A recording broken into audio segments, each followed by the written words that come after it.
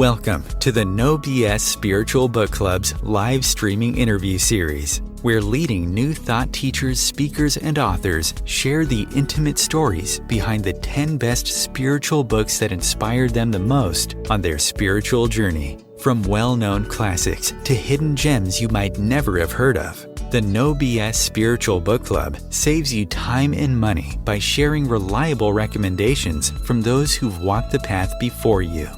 The No BS Spiritual Book Club, the only No BS guide to the best spiritual books to inspire your own journey of self-discovery. Here's your host, founder of the No BS Spiritual Book Club, Sandie Sedgbeer.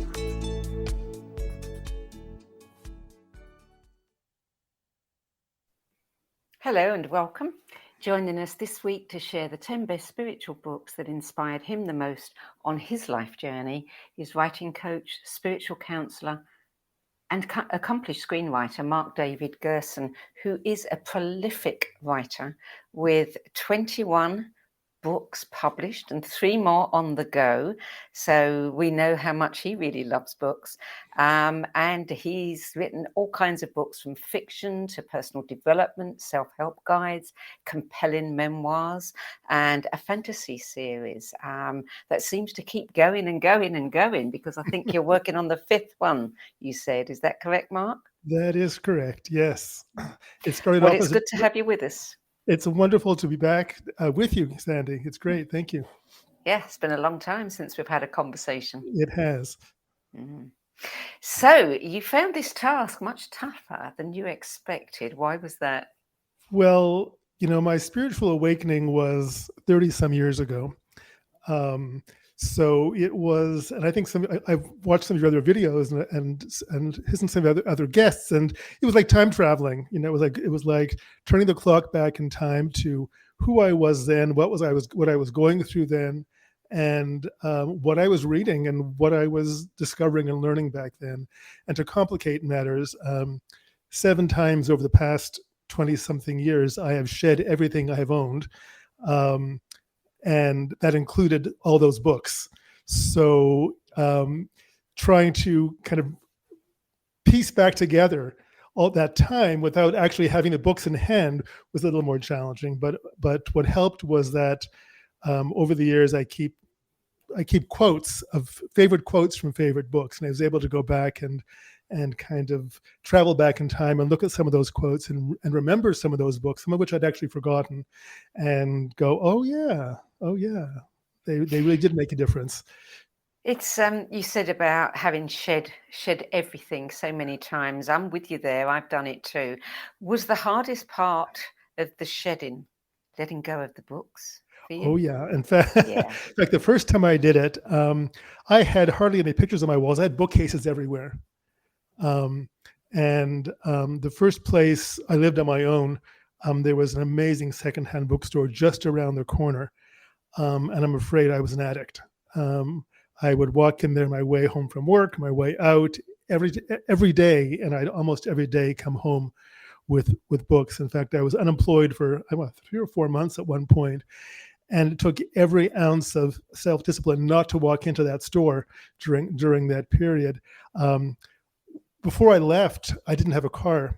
And I actually called secondhand book dealers to come to my house to buy the books because I had no way of getting them out. There were that many.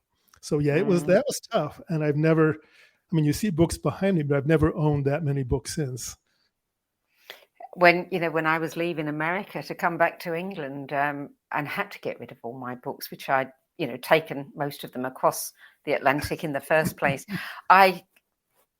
the only way I could actually get rid of them was to take pictures of every cover and keep it on my phone so that I could look for them in secondhand bookshops when I got back to England. I get it. Well, of course, now we have ebooks, which does make that a little bit easier. Back then, that wasn't an option. Yeah. And although I've replaced some of my music over the years, I also got rid of I had a ton of LPs. Remember LPs? I had a ton of LPs and CDs. I kept some of the CDs because they were more portable, but all the LPs went.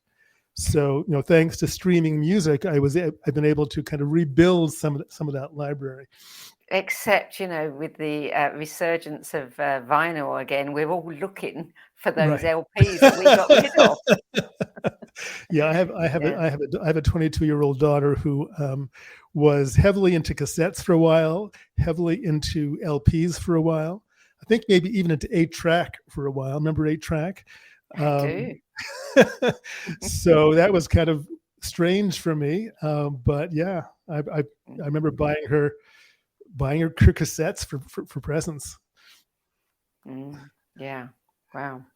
Your description of this process and how it affected you is, I think it's one of the best ones I've read, because it really does, for me, encapsulate everything that I wanted this process to be. I don't know if you've got it in front of you. I do. I cheated and I printed it out. That's perfectly fine. So you said each book on your list gave you permission to look within. Read the rest of that for us. Sure, I've got to find it first. Hang on a second.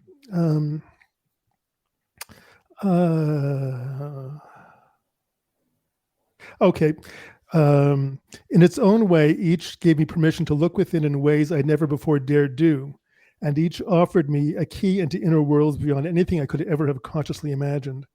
Today, I find threads in all those books that connect what I was then only discovering, with who I have become, with what I now write and teach, and with the journey that got me here. It's easy to just, skip over that. But I think if you really take that apart, it really does encapsulate what this kind of process can do for us and what the books themselves do for us, because they live within us and they become part of who we become. Absolutely. And whether they're, they've all scattered clearly over the years, those 10 books and the many dozens of others I read at that time. It was astounding to go back to some of those quotes and look for some of those, look for some of those books online and kind of reacquaint myself with them and say, wow, this is kind of who I've become. And I had not connected those dots until I was forced to go back and look at those books. So how did you actually narrow down the list? Well, that was hard. First I went back and looked for a bunch of books I could possibly use. Part of it was choosing the ones that felt the most profound to me as I remembered. Part of it, frankly, was finding enough about them that I remembered that I could actually use them in an intelligent way. But really, it was mostly trying to reconnect with those moments in time, with who I was then, with what I was going through. And most of these books I read during the time of my spiritual awakening, and then a little bit later my creative awakening, because they both kind of happened hand in glove. So I read them all around, over the same several years, and I was astounded. I mean, as I rediscovered the books, the themes of my life haven't changed. They've evolved, but they haven't changed. It was an amazing experience. I'm very grateful to you for having invited me so I could have this experience. Oh, well, my pleasure. Just before we go any further, I just want to tell you that we are getting this little thump from your microphone every so often. I don't know if you might want to push it just a little bit away. Yeah. Okay. So let's start with book one, Fire in the Earth by David Whyte. This was published in 1992. So it was around that time. So I don't remember how I learned about David Whyte, but I was living in Toronto at the time. He was giving a reading and a talk at the Ontario Institute for Studies and Education, which was part of the University of Toronto, in a classroom. It was very low key. I bought a ticket and I went. Wasn't a big poetry buff. I guess whoever told me about it said you got to go, because I don't remember the details. And I was just blown away because I had never experienced poetry like that. I'm not even sure I'd ever experienced poetry read to me by the poet. But it was so heart-opening And that's, of course, what I was struggling with myself at the time and would be in my writing as well. And just moved me so deeply and was profoundly spiritual. And of course, I bought the book on the spot. He had books to sell. And there's a bit of a segue into the next book because he read from Mary Oliver as well. And I bought that book at the same time as well. And both those books of poetry just spoke to me so profoundly about heart opening and about listening to the voice of your heart and following that regardless. And as someone who had always tried to fit in growing up and never really did, and who hid as much as he could. I mean, I have a vision of myself when I was, 4 or 5 or 6. I had 2 favorite hiding places in the house when company came. One was behind the TV, which was a big console TV that sat in the corner, and one was behind a big armchair that sat in the living room. And those are my hiding places. I just hid from the world. And both these, both David Whyte and Mary Oliver, were all about taking yourself out into the world as who you are with an open, vulnerable heart. And of course, it terrified me, but it was the path. So Dream Work by Mary Oliver, published in 1986, is the second book on your list. Do you want to expand on that at all? Yeah, I want to. In my write-up, I actually shared a couple of lines from the poem that David Whyte read that just blew me away, and I've used those lines over and over the years, even if I've forgotten the book. And she wrote, "One day you finally knew what you had to do and began, though the voices around you kept shouting their bad advice." And of course, some of those voices are inner voices, the inner voices of fear as well. But again, it was all about who you are in the world and being your authentic self. Something that I had run from as hard as I could for many years, which is why I hadn't written as well. And suddenly I was being forced by me, really, to face that and to act on that and to be that. Mm. Yes. It's when you hear the words that somebody says that describe, how you feel and who you are. It really goes right the way through, doesn't it? It absolutely does. And those words I just read from Mary Oliver have stuck with me all these years, and I find echoes of them in my own writing, in my own books on writing, telling people or guiding people on how to express themselves and the best way to express themselves, because we all get bad advice. It's well-meaning advice almost always, but that doesn't make it good advice. And it's the best advice has to come from here ultimately, not from here. Does. And both those books and others on this list were really pounding that into me at a time when I really needed to hear that and to step up to that. So her book has 45 poems. You've read a few words that really resonated with you. Is there one particular poem that you love more than the others? It would have been that one, and I'm afraid I can't remember the title of that one. I don't own that book anymore either. I have to say, as I was going through these, I kept going on Amazon and being really tempted to buy all these books again, and really had to hold myself back because I don't really need them now, But it was just so tempting, and this was one of the ones that I thought, well, maybe I should buy this again, That's an interesting thing to play with, isn't it? Should I read that book again? Am I going to be disappointed because I've grown beyond it? Or am I going to find things that I was unable to understand? Well, and that's really interesting point, because I have reread my own books. A couple of years ago, I began a project of republishing new editions of all my books, so I had to reread them. And I was a little terrified at first, because for the exact reason you say, have I grown past this? Is it worse than I think? Is it worse than I remember? Am I going to want to make all these changes? And just as readers find things in books that writers don't know are there, which happens all the time and is both gratifying and a little mystifying, I found things in my own writing that I hadn't realized were there because I had grown into them. Yes. So I would be fairly certain that if I were to reread some or all of these books, I would find something new. But there's so many other books to read that it's hard to want to go back to the old ones. I know. It's interesting what you said there, that you found things in your books that you've grown into. So it's almost as though when you were writing it, you were giving secret messages to your future self. Absolutely, in every book. You know, when I reread the first book, which was The Moon Quest, so it's my first book, my first novel. I didn't know if I knew what I was doing. Certainly consciously, I didn't know what I was doing. And that was the one I was most scared to read because it was the first and so many had followed it. And you'd think, well, you've grown it. I would hope I've grown as a writer and grown as a person through that time.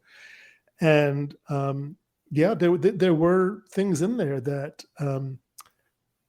I read from it at a deeper level than I consciously wrote them. Did you feel that you ought to go back and rewrite it? I mean, it's been some time since you wrote that book, and now you're on the 5th book in that series of Well, fantasy that was my big fear. Would I want to go back and change everything? Yeah. Was it not as well written as it could have been? And apart from the few typos I found, embarrassingly, after all these years, there was nothing I wanted to change. And I was stunned by that and gratified by that and kind of in awe of that, not in awe of me, but in awe of the process that allowed those words, those stories to come through me. Mm. Mm. So moving on to book number 3, which is an incredible classic, winner of the 1963 Newbery Medal, A Wrinkle in Time by Madeleine L'Engle. 1962 she published that. Right. And it's beloved by many. Well, you know, most people read that when they're in their teens. I didn't. I only discovered it when I was in my 30s, along with a whole bunch of other fantasy authors, mostly young adult fantasy authors, who like Madeleine L'Engle, wrote powerful metaphors for deeper spiritual truths in very, very simple stories. You know, A Wrinkle in Time is about the struggle between heart and head, ultimately, which of course was very much. I came from a background, you know, where if I couldn't touch it, I couldn't see it, it couldn't exist. And my whole spiritual awakening was basically saying, if I can't see it and can't touch it, it probably exists even more. And A Wrinkle in Time, and so much more by Madeleine L'Engle, really, again, helped me get past that. You know, I can't remember how I don't have the list in front of me, but I can't remember how many of these books are fiction or poetry or nonfiction. But I write fiction as well as nonfiction. I sometimes find the storytelling more powerful than the prescriptions. Yes. Yes. Well, she said, didn't she? You have to write the book that wants to be written. And if the book will be too difficult for grown-ups, you write it for children. Right. And the thing is, she didn't write it for children. She wrote the book that she had to write. And one of the most inspiring things about this particular story, and I've told it in so many classes and in so many books, is that she'd already published adult fiction before A Wrinkle in Time. And when she submitted A Wrinkle in Time to her own publisher, it was turned down. They did not know what to do with it. And it took 2 years, and I think it was 26 rejections before somebody picked it up. And I saw an interview with her years ago on PBS where I guess after the 26th, after I don't know which rejection, she said, "I'm done." She covered up her typewriter and said, "No more writing. This is just, it's not worth doing." And she walked downstairs to her kitchen. She had an idea for a book about rejection. She rushed back up to her typewriter and began working on a new book. And she said, "Even if I'm never published again, I'm a writer, period." And that's been such a profound message for me, because I've certainly had my moments of wanting to walk away. I went on strike once for a couple of weeks, and it's only lasted a couple of weeks. And that story always reminds me that this is who I am and this is what I do. And if nobody ever reads a book, which I hope is not the case, but if nobody ever reads a book, I still have to do it. Of course you do. Of course you do. She has a very interesting story. I was intrigued checking into her that she, her father was a journalist and novelist, and she didn't want to be in his shadow. So when she published her first book, A Small Rain, in 1945, she used the name L'Engle, which was her great-grandmother's name. And what particularly interested me there is the L'Engles were French Huguenot Protestants who fled religious persecution in the 16th century. I mean, my name, Sedgbeer, obviously it was my married name, but my ex-husband's family were also French Huguenots. Interesting. Yeah. And I didn't know that. Who fled and came to England. Right. And I've read tons of her books, and I did not know that story. I did read a bunch of her memoirs, and one of her memoirs is also on this list. And she also wrote about writing and the creative process. And all her books really spoke to me in terms of creative process and how I write, and ultimately how I taught and how I teach. And although she's Episcopalian, and my spirituality is just kind of all over the place, there were so many parallels. Every once in a while somebody says, "Look, you could meet anyone living or dead, for dinner, who would it be?" And for me, it's always been her. Really? Yeah. So I just feel such from having read so much of her work, I just feel such a connection and not parallels, but again, connections in terms of how we've lived and what we believed and thought and how we've written. It's lovely when that happens. It is. And when I heard that she had died, I was heartbroken. Yeah. Felt you'd lost a friend. I'd lost a friend. I'd lost that dinner opportunity, Yeah. She's probably laying the table up in the sky right now. Well, good. And that's great. I'll be there when it's time. Don't let it get cold. Absolutely. Okay. So book number 4, Letters to a Young Poet, Maria Rilke, 1929. 1929, and that's such a classic for so many people on a spiritual journey, or opening to a spiritual journey. I think what was most profound for me about this was they were written to a poet, to a writer who was feeling particularly insecure about his work, and had written to Rilke for reassurance and for guidance. And as someone who was just starting I was writing, but I wasn't writing anything particularly from here. As for someone who's beginning on that journey and really going deep with my writing, those letters just touched me deeply, and I could have been that young poet that Rilke was writing to, not only in terms of my spiritual journey, but in terms of my creative journey. It was. It was just very moving for me, and that was a book I kept after I got rid of all the books for a long time. I don't have it anymore, but I did keep it for a long time. Book number 5, Writing Down the Bones, Freeing the Writer Within by Natalie Goldberg, 1986. So that would have waited a little bit, because that's when I began really opening to my creativity. So that would have been a few years after some of the other ones. What struck me so much about Natalie Goldberg, and I had already, my writing journey, my creative writing journey began when someone talked me into going to a creative writing workshop. I kind of went like this and backed away, because my kind of stereotypical vision of a creative writing workshop is everybody wrote, they stood up, read their writing, they were immediately gunned down in a pool of blood, and that was the end of the class. And all my creative blocks, I think, were about judgment over in past years. And so I said, no way. And she just persisted. I was working as a freelance editor at a magazine in Toronto, and she was so soft-spoken. She was never pushy. In that moment, she pushed and pushed and pushed until I finally said yes, and it changed everything.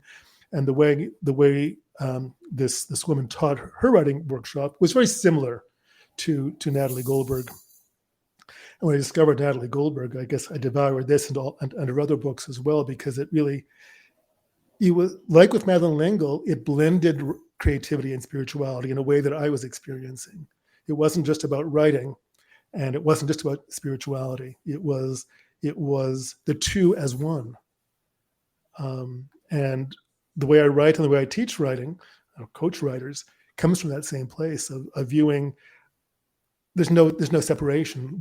If it works for life, it has to work for creativity. If it works for creativity, it has to work for life. There's no other way. And Natalie Goldberg's books were a powerful validation of that for me. Book number 6, The Genesee Diary, Report from a Trappist Monastery by Henri J. M. Nguyen or Nguyen, depending on how you pronounce it. Right. So in 1994, when I sold everything I owned, including all those books, it was to move to Nova Scotia from Toronto. I felt a powerful call to go. There's a whole story behind that, which we don't have time for today, but I felt a powerful call to go. I sold everything but my very first car at the age of 39. Had to take driver's ed again because I had not driven for so many years that I was terrified of. I was terrified. And one day when I'm sitting in my rental in rural Nova Scotia, so I'm in the middle of nowhere, I see in the local paper that there's a monastery of Carmelite hermits that at the time had a compound inland, accessible only through very rough roads. And once a year, they had an open house. A little voice said, "Go." So I get in my car, go over the bumpy roads, the boulder rocky roads, and was very moved. Good Jewish boy at a Catholic mass. I was very moved. And as I'm walking back from the service, the Father Tom, I think it was the priest. He started chatting with me. I told him my story, that I sort of come to Nova Scotia. I was on kind of a retreat. He said, "You should come to Nova Nata." It was called Nova Nata. "You should come to Nova Nata for a retreat." And I thought, well, I'm already on a retreat, really. Why would I want to do a retreat within my retreat? So I said, "Thank you." And I said, "I'd think about it." And I got home. And the next day I thought, he's right. I need to go back. So I called and booked a retreat. I think it was actually Thanksgiving week, U.S. Thanksgiving week. All the monks were Americans. So I had my very first U.S. American Thanksgiving dinner in Nova Scotia. And this book was in the library at Nova Nata. And I think because I was on a retreat of my own, because I was struggling with allowing myself to be more vulnerable in my writing. And Henri Nguyen was almost painfully vulnerable, talking about his loneliness and his journey, that I just devoured it. And I felt such a kinship, and also a challenge. Can you do this? Can I do this? Can I open myself on the page in my work, in my life, in the way that this man has? And I like to think I have over the years. And of course, revisiting this, because it's a book I had totally forgotten about, it reminded me that yes, maybe not to that extent, who knows, but yes, I have. And this was one of the books that, I'm not going to say freed me, it challenged me to do it. You said it was the greatest gift that he gave you as a writer and a mentor. Yeah. Someone else I would have loved to have met, and in fact, he was in Canada. He lived north of Toronto, in a community for I think before he died. Of course, I think I was already gone from Canada. I may have been gone from Canada by then, but still, another teacher, another mentor, another. He didn't know he was a mentor, but someone else it would have been wonderful to sit down over coffee or dinner and just chat with. You Your next book is one that we don't see very often on the I'm book club. surprised. And I am very surprised that we I'm don't. surprised. So it's always a delight when it shows up. It's The Little Prince by Antoine de Saint-Exupéry, 1943. We're not as old as Letters to a Young Poet, but we're getting back there. Again, it's a story about listening with the heart, and that was exactly that's what my journey was all about: listening with the heart. And the heart can see what the eyes cannot, which was expressed more eloquently in the book. But that's the journey. It's for me, it's not what you can see, it's what you can know. Yeah. It's not even what you can believe, or it's what you can know. And that has been my journey. It's, I mean, I remember in my early days in Sedona, where going back many years, where people would see auras and hear voices. I could not see them. I had to sense them. I was never given proof. I'm a Reiki master. I have nothing I use a whole lot, but I remember in my classes and my early experiences, people in the classes would say, "Oh wow, my hands are hot." I mean, really, I felt nothing, but I knew where my hands had to go. And again, the whole journey has been about trusting what I can't see, trusting what I can't touch, trusting that in what goes beyond my physical senses. And this book was part of that. It's in very simple terms, it's listen with the heart. Yeah. I totally get what you're saying. I have the, same for me as well. Yes. And there is something, and it's coming across to me, just listening to you talk about some of these titles, is that listening with the heart, for me, is a very childlike experience. It strips away, who we've become as an adult and all of the things that we put on to be an adult. Right, and all the defenses we've put on. Yes, it takes you right back to that innocence, that naivety, that open-heartedness. We were talking before about going back over my books and seeing things I hadn't seen before. When we write from that place, we're not writing from here. So, of course, we're writing from the hidden depths that even we can't see in the moment. Yes. And, I'm always challenged because, of course, each book challenges me more than the last one, or why would I be doing it? I'm always challenged to go deeper and to trust the story. One of the things that I tell in my classes is that the story is smarter than I am, which again was proven by rereading these books and discovering things that I didn't know were there. So yeah, it's there if we trust it, and if we trust it, we don't always get to see it, at least not right away. And that's as true on a spiritual journey as it is on a creative journey, which is why, again, for me, the two just can't be separated. Yeah.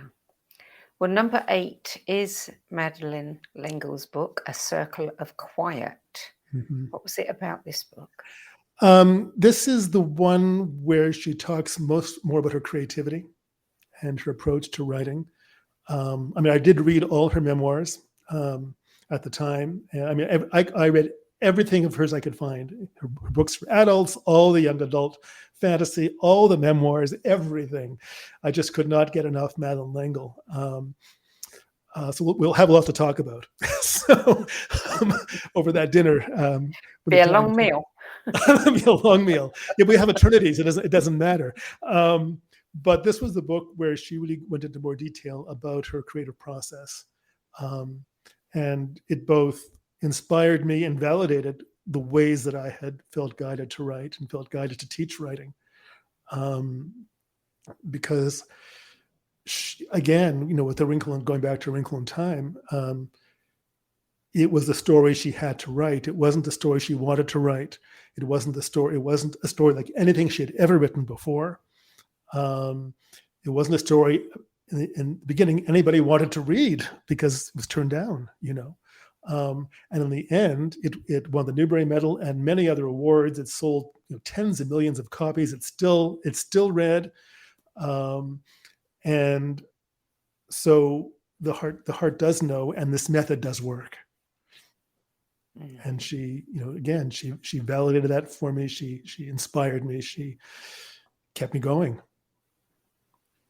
And she talks about her doubts too, and that because it's not smooth sailing every day, either in life or in creativity. And to hear, again, the vulnerability in her story was also helpful. Yes, and it's thinking about writers, it's very hard to accept a rejection letter if you've never been published. If you have been published, it's even harder to get a rejection letter. So yeah, I can imagine that must have been quite an experience for her. Well, I mean, first to have your own publisher turn you down, it's like, whoa. You liked my work. What's wrong? Yeah. And then rejection after rejection after rejection. It's and there was no serious self-publishing in those days. If you didn't get picked up by a publisher, that was it. Yes, absolutely. That was it. And then to come to the place where she knew she had to do it regardless. Yeah. And I think that's the hardest place to come to, because then you realize I'm not writing for an audience. I'm writing for me. I'm writing because I have to. Yeah. And the audience is the icing on the cake. But this is, every book I've written has been, or reread that I've already written, has been an energy activation. It's pushed me. And sometimes that isn't pleasant or pretty. And it's interesting how many classic books were rejected again and again and again. Watership Down, I think a horrendous number of times that book was rejected before it found a publisher and then became a movie. Dr. Seuss, I just story on right now. Theodore Geisel, his first book was turned down 27 times. And I had one of the rejection letters in front of me because I quoted from it. This is not juvenile fiction. He is the best-selling fiction author of all time still. He's won a Peabody, Pulitzer, and I think it was 2 Emmys. So the rejections hurt. I mean, they hurt in a very emotional way, but they also hurt because you want to get out there. But ultimately, it's one man or one woman's opinion. Exactly. And you know what? When it does find a publisher and it is successful, it really hurts the publishers who turned it down. So one more rejection story that I love is the Beatles were turned down by they had a 2-hour audition on New Year's Day, and it was the same day that Wrinkle in Time was published, on New Year's 62. And the letter they got back was nobody wants a 4-member boy band. Yeah. And the rest, I just so many stories like that. I wrote a children's story for very, very small children once, and I sent it to a publisher, and they wrote it back and said, "Today's children are not interested in magic." Now, this was probably back in the 70s, I would say, the late 70s. But of course, children are always, all of us are always interested in magic. And I thought, wow. Who are interested in magic? Yeah. Well, I mean, tell me it's no good, but don't tell me children are not interested in magic. Right. And so many of them are like that. It's like, it's not, this is a crummy book. It's, who's going to want to read this? Yeah. That was the Theodore Geisel and Jean le Carré. I think he has no future. Stephen King's Carrie was turned down many, many times. His wife pulled it out of the trash, and ended up selling a million copies in its first year. So yeah, lots of publishers kicking themselves in the you-know-what over the years. So if anyone's watching this who's been rejected, you're in good company. Just keep very going. good company, very good company. In fact, all my books for writers have a chapter on famous rejections, which is how I know some of these stories. Okay, so number 9, I smiled when I saw this on your list because this was a book that I read probably about the same time you read it. And it was the first Arthurian book that I read. And, I've always loved the Arthurian mythology. And it is The Crystal Cave by Mary Stewart, published in 1970. And it may have been my first Arthurian story as an adult as well. And I did go on to read the rest of the stories in the series. And I was reading fantasy. That's what was sustaining me. Wrinkle in Time and some of the other books. I finally got through Lord of the Rings. I'd been given the trilogy as a bar mitzvah present. I could never get through it. And when I was back at Nova Nata, they had an audio recording, a BBC audio recording, dramatization of the first book. And I listened to that because I was in a community of hermits. I couldn't know one to talk to. And I went out and bought the first used copy I could find and devoured it. So I was reading a lot of fantasy, and those with Arthurian themes particularly touched me. I can't say why.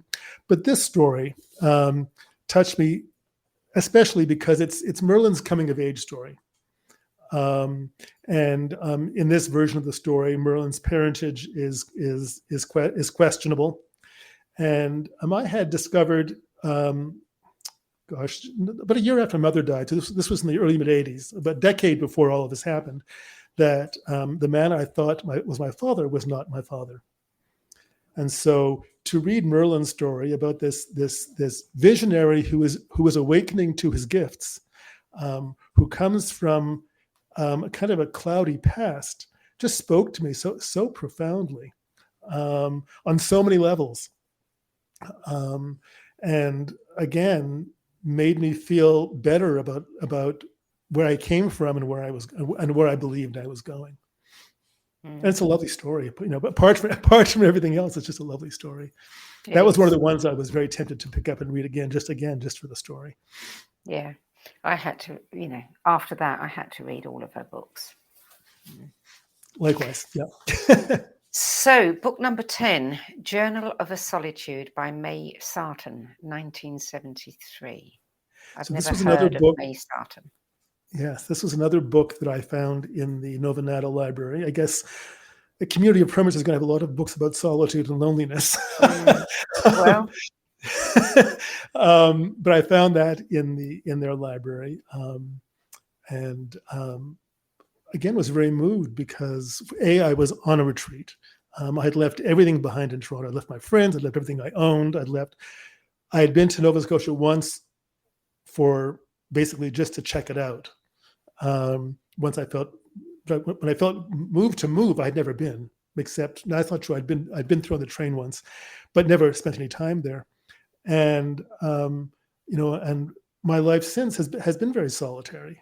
I've been single most of my life. I've lived alone most of my life, and so reading the story of again a powerfully creative woman who has lived or had lived a life of solitude, and what that meant and what that was like and how that felt.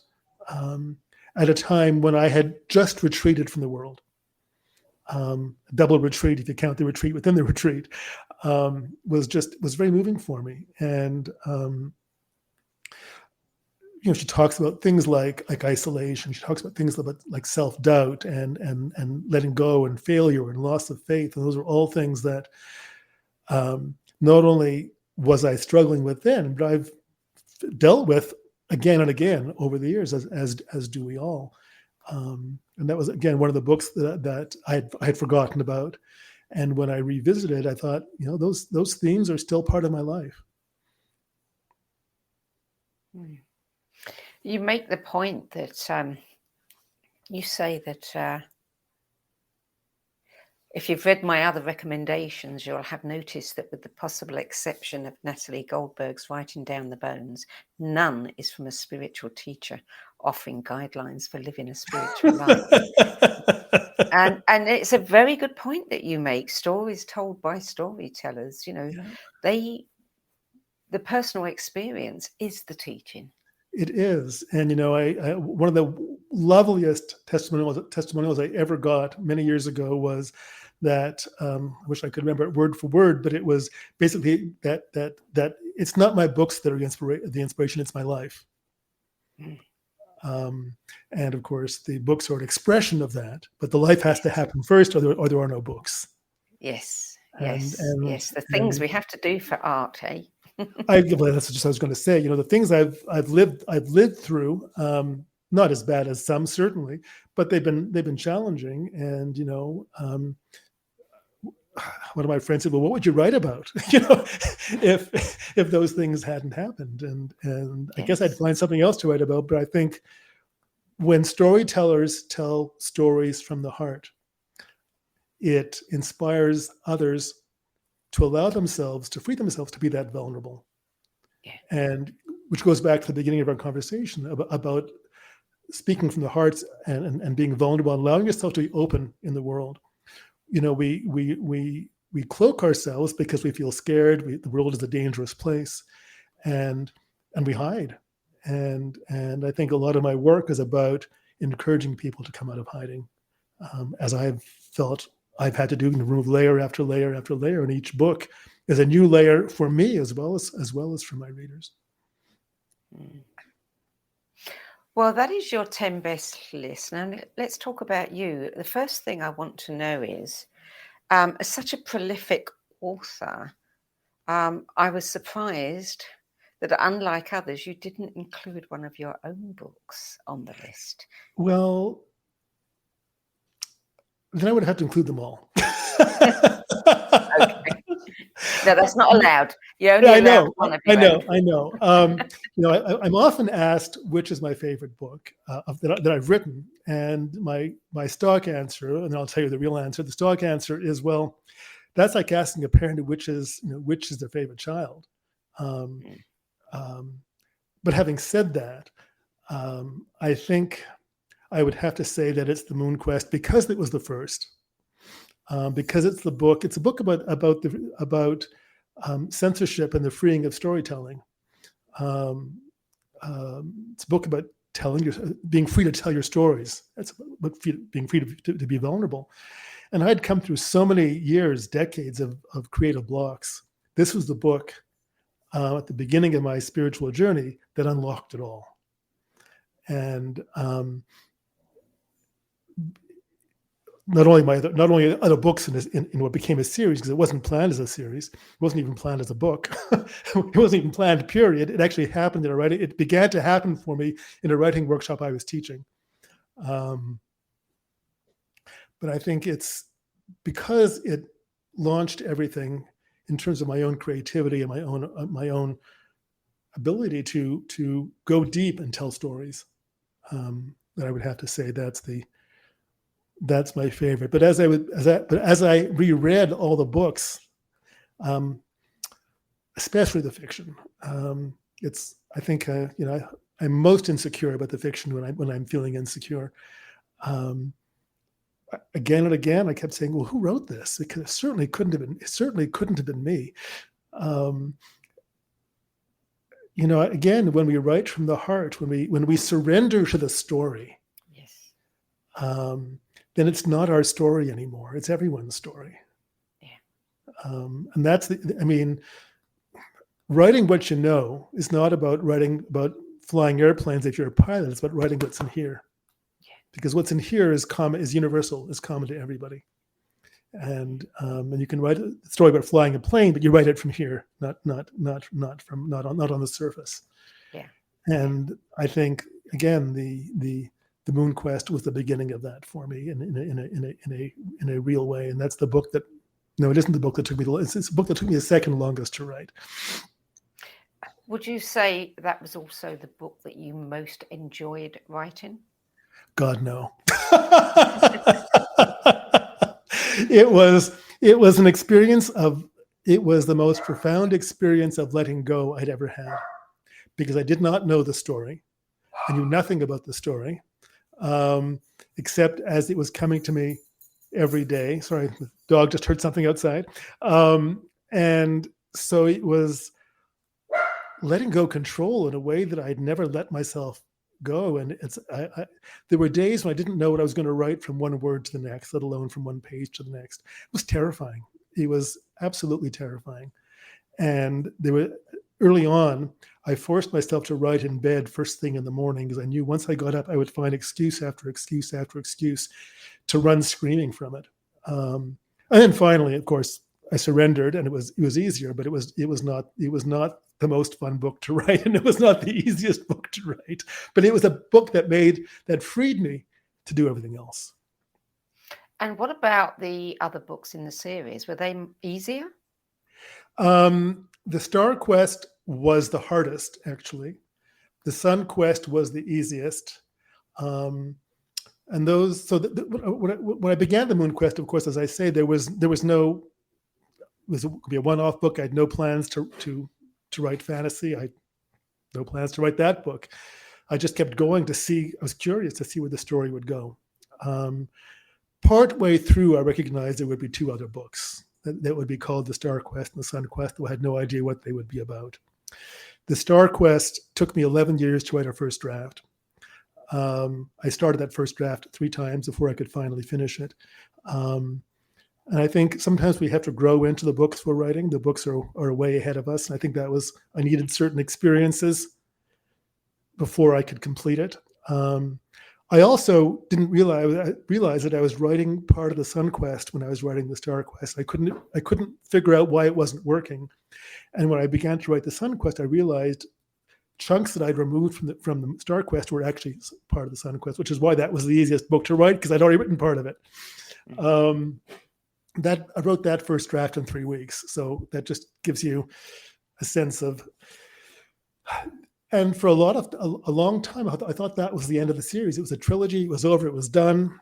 And a couple of years ago, I was living in Portland at the time. I just knew there was another story, and I thought, well, but it comes to a completion.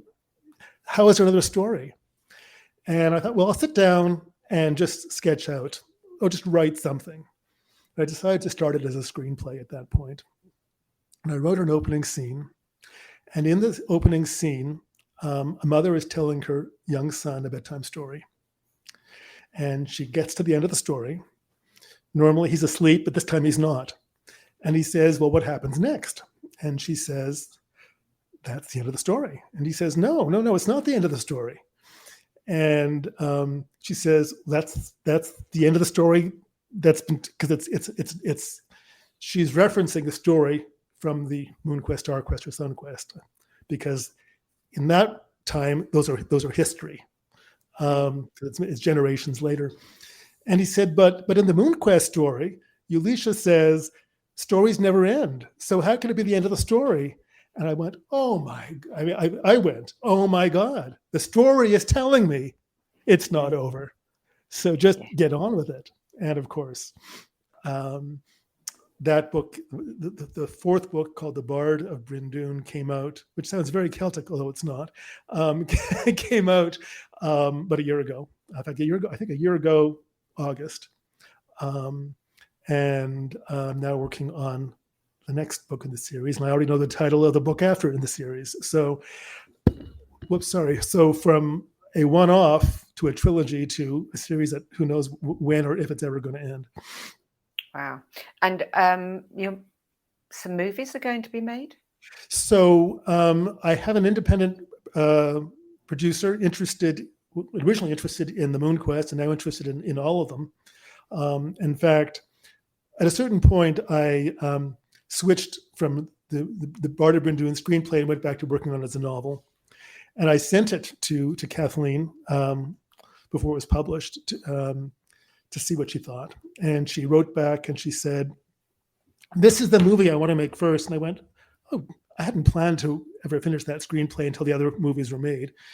And, the movie business just drags on and on and on, and COVID didn't help, and raising money, especially for big budget movies, is a challenge. So it's happening, but it's the tortoise in the race, But because she loved The Bard of Bryndoon, a book I was very insecure about so much, I actually went back and finished that screenplay. So I have 4 screenplays ready to roll, and hopefully in the next couple of years, this will get moving again.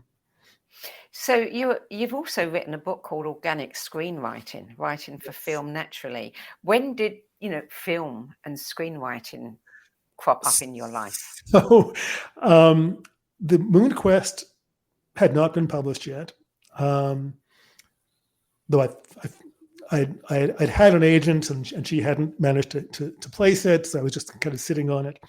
I was on the phone one day with a friend, and she said, "You should write a screenplay." I thought, I don't know anything about screenplays. And I thought, well, you didn't know anything about writing novels either, so you can't use that one as an excuse. So I ignored it, and she mentioned it again a few months later, and I ignored it. And that's a little bit of a pattern here. And she mentioned it a few months later, and I thought, well, we'll see. So I was actually on an open-ended road journey then too, and I went into I was going to Santa Fe, so I went into Borders in Santa Fe at the time, and looked for books on screenwriting to see if I could find a book because I knew screenwriting was very technical and very kind of engineered, and that was not how I wrote or how I write. And I thought, what if I can find a book that is a little bit more intuitive? And I did not. I found books that kind of were on the fringes of that, but everything was very rule bound. So I wrote the screenplay anyhow, and that was when I met the producer at a book signing for the Moon Quest a few months later, and that's how all that happened. And she loved the screenplay, so I guess I figured I could write screenplays, and decided that if I couldn't find a book on screenwriting that expressed my philosophy, which apparently works because someone likes my screenplay, then I would write my own. And I called it Organic Screenwriting because I wanted to differentiate it from all the books on screenwriting that were so engineered. Screenwriting is so often taught as an engineering project, not as a creative project. And one of the loveliest testimonials I got from a screenwriter was saying, "Thank God we have a book on screenwriting that focuses on storytelling." Yeah. And that really is, so it's called Organic Screenwriting, Writing for Film, Naturally. Yeah.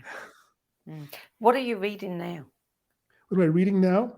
I'm reading a novel, and I can't remember the title of it, which is kind of embarrassing. I'm reading it on Kindle. I hardly really read any nonfiction anymore.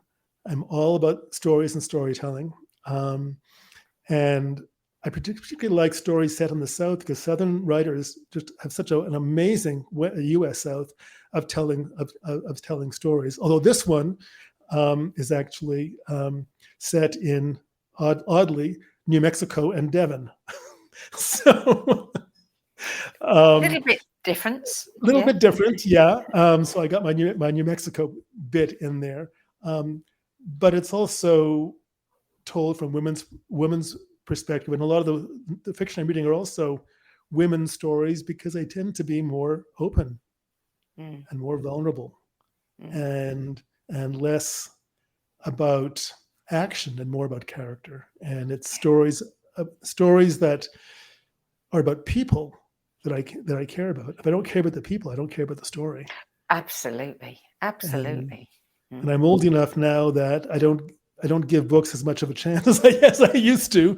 If the characters don't, if I don't feel them, then I move on. Yes. It's an interesting thing you're saying there, because I mean I'm the same, and I have little tolerance, but I've become an Audible fan, and the thing that I'm noticing, if the voice isn't right, then that's what kills it for me. The voice has to be right. If I hear a voice that feels so wrong, I just can't finish the book. So the book is called The Lost Girls of Devon. The Lost Girls of Devon. Okay. Yeah, I just had, Lost Girls. I just cheated and looked at my phone. Lost Girls of Devon, and it's a generational story. So there's a mother, her daughter, and her mother. I think I've heard of this. Yeah, and I think it won some awards. Yeah.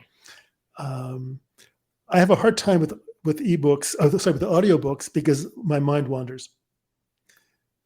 So Really? So yeah, I go off and I suddenly realize I've missed too much.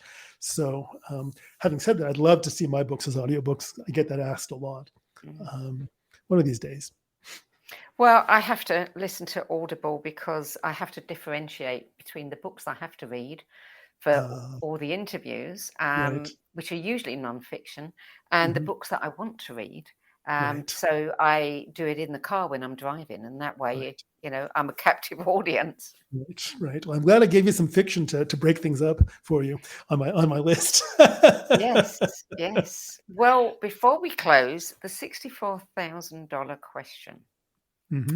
One of my favorite authors, the late best-selling author Jorge Luis Borges, said that when writers die, they become books, which is, after all, not too bad an incarnation. Indeed If not. that is true, what kind of book would you like to become? Ooh. Well, it would be fiction, absolutely. It would be a story told from the heart, and it would probably be a fantasy of some sort, something from another world, something that speaks. Fantasy allows us to forget about this world and get our messages unfiltered by the distractions of this world. Yes. So I think that something that is of another time, another place, another world, that speaks from the heart, and just has amazing characters in it and touches people deeply. Good answer. Mark David Gerson, thank you for adding your 10 best list of spiritual books to the No BS Spiritual Book Club's library of recommendations. I've really was a pleasure. Enjoyed talking with you. Likewise. Thank you, Sandie. It's always lovely to talk to you. You too. Well, you can learn more about Mark David Gerson's books and his spiritual counselling and coaching services at his website, markdavidgerson.com. Now, before we close, as you all know, the spiritual book market is becoming increasingly crowded, and it's becoming ever more challenging to sort the wheat from the chaff, which is why we launched the No BS Spiritual Book Club, so we could provide you with trusted recommendations from authors, teachers, speakers, and others who walked this path before you, like Mark David. So please check out our free 10 Best Spiritual Books archive at the No BS Spiritual Book Club. .com. You'll also find previous episodes of this interview series, and you can add your name to our Save My Space list to get last-minute reminders of upcoming episodes. That's it for this week. I'm Sandie Sedgbeer, and I'll be back with another edition of the No BS Spiritual Book Club's interviews at the same time next week. Till then, it's goodbye from me.